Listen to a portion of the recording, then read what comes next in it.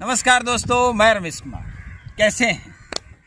आज मैं आपको पौधों के बारे में एक ऐसी जो बच्चों को और जो कई 9वीं 10वीं कर गए ना गुरु, उनको भी कईयों को कन्फ्यूजन सी रहती है और मैं उस कन्फ्यूजन का समाधान कर रहा हूँ। कन्फ्यूजन क्या है?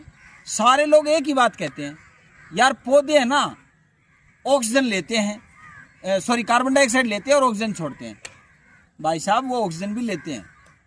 अब जब ये चीज़ की बात आती है ना तो वो कंफ्यूज से हो जाते हैं। अब मेरे को क्या है कि ये बात समझाने के लिए आज मेरे पास ये छोटा सा पौधा है ये। अब मैं इस पौधे से आपको एक चीज़ बता रहा हूँ। बात यूँ है कि जो पौधे की पत्तियाँ होती है ना, वो दो काम करती हैं। एक तो दिन में और एक दिन और रात। एक तो दिन में और एक दिन और रात।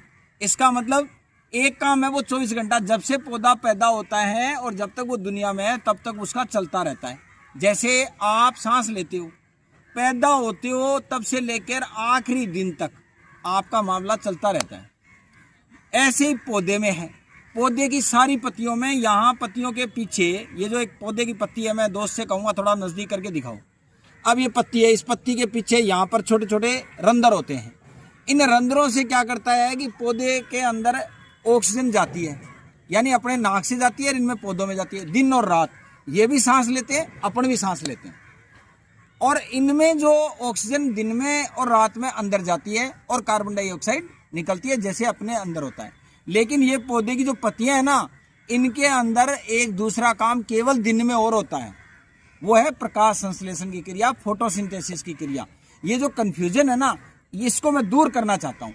वो क्या है कि ये प्रकाश संश्लेषण की क्रिया में जो खुद ने कार्बन डाइऑक्साइड छोड़ी है वो भी काम में लेते हैं, और जो हम लोगों ने थोड़ी एक्स्ट्रा छोड़ी है उसको भी ये लेते हैं। इसीलिए पूरे देश में सरकार जो है वो ज़्यादा से ज़्यादा पौधे लगाने की कह रही है, और मैं भी आपको यही बात कह रहा हूँ।